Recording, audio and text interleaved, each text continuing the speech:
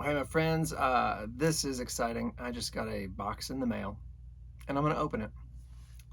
And I'm excited for me to see it. And I thought I'd share it with you. I'm going to open this, the teeniest, tiniest little multi-tool here. I'll set it down because I will poke myself, cut myself, let's be honest. I'm the clumsiest human being any of us have ever met. All right, here we go. Came from Moody Publishers in Chicago, Illinois, which publishes books, of which, weirdly, I have written. Not multiple books, just one. I think that's what this is. If not, it's gonna be a weird video. All right, here we go. Guys, check it out. Boom. All right, here it is. Here's my book, the real one. Actually, I was holding a earlier book up in like some videos, and it was actually, they printed out like a cover and they put it like glued it around somebody else's book, so the words on the inside were not my book. This is my book. I wrote that. Crazy. I got some here. I'm gonna have them Friday night. Where I'm speaking in East Nashville. We're gonna have a bunch at Hutchmoot, and they're gonna be on Amazon in like 2 weeks. The book comes out on October 7th. Let's check this out. It's got like, can you feel that? It's like a cool, rough texture. It's really cool. I love the texture of it. They did such a great job of the design. That is awesome. Let's look at this here. Russell Moore. He said he said nice things about it. Justin McRoberts, he said nice things about it. That's very kind of them. Annie Downs, right here, said nice things about it. Zach Bolin, well, that's wonderful. Oh, there you go. There's a bunch of them in here. This is cool, guys. Look at that. I remember when I was 19 and my first album came out on CD and, wait for it, cassette. Like not hipster cassette, like actual cassette, because people still listen to them. That was a really cool feeling. And this is cool. No lie, I came to Nashville in 1997. I was an English major at Belmont University, which is a school full of music students. Because I didn't know that there was like a music business, really. Like I guess I probably heard the words, but this was, before the internet, really. I knew that you could be a choir teacher or a band director. And I knew that, there was Michael W. Smith and Pearl Jam. And I would have loved to have been in Pearl Jam, or, to play with Stephen Curtis Chapman or Amy Grant or Michael W. Smith, which I've gotten to do some of that now, and that's been amazing. But I didn't think that was possible. I didn't know how you would do that. I still don't know how I did that.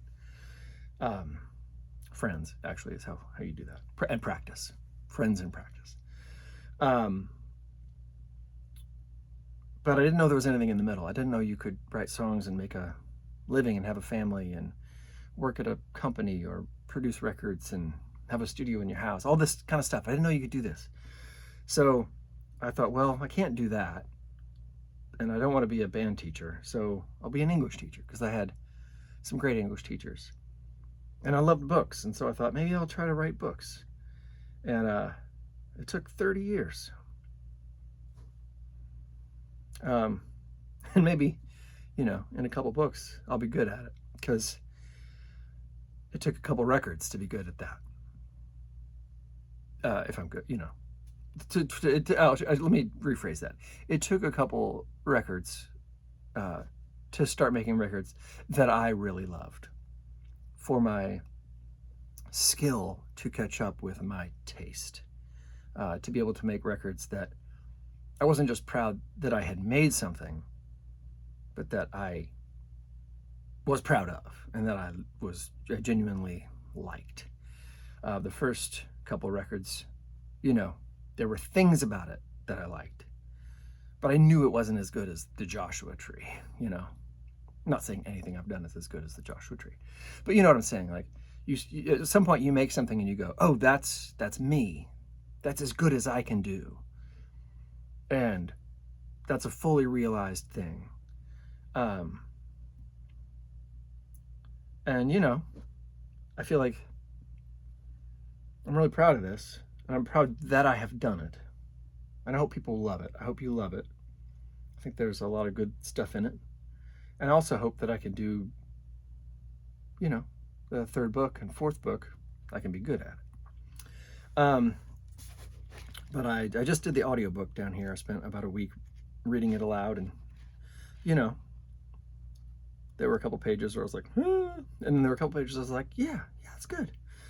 So yeah, we'll see. But you're always your own harshest critic. Not always. Sometimes people are more harsh. Okay, maybe I shouldn't post this, but I probably will. These are just my thoughts. You're nervous. You hope people like it, and you hope you like it. It's just so interesting. When I started working with authors, we did this. I did this project a couple of years ago called the Faithful Project, where I got to gather a bunch of songwriters and authors. It was all women songwriters and authors. I was one of two men involved in the project, my friend Dave and I. And, we kind of would help organize it. We were part of the team that organized it. And then we would go, pick up lunch and hold babies and make spreadsheets while they were off being creative and wonderful and magical. And they were, and it was incredible. They just did the most amazing stuff, and not enough people heard those albums or read that book. But they wrote a book and made a couple albums, and a lot of these women were full-time authors, and like big authors, Anne Voskamp and Ruth Cho Simons and Sally Lloyd Jones, and people who have sold millions of books. And it was interesting because they were writing songs, and it was for most of them the first time that they'd done that. And in songwriting, especially co-writing, collaborative writing, you're moving quickly. You go into a room, and 3 hours later you have a song, and it may not be fully finished. You may edit it or maybe another draft, but you have this kind of finished piece, and there's a thing that's done, and you share it with people right away. And they would play the song for a room of the other women and the other people on the team, and we'd often gather a little, friends and family, and there'd be 40, 50 people, and they'd play the song for the first time, and the room would erupt in cheers and just congratulations, and people would, ooh and ah over a great line and sing along by the third chorus, and these authors would say, afterwards, like, that was such a rush. Like, usually I write a book, and 2 years later I find out if anybody likes it at all. And that always stuck with me about how lonely that feels, how different that is from the creative process that my world lives in, and that my life has been, and that I think most of our work is in any field. If you're a teacher, if you're in IT, if you're, you work at a church, anything, like, we usually know pretty quickly if people like or don't like the things that we're doing, if what we're doing is working or not. And then you write a book, and I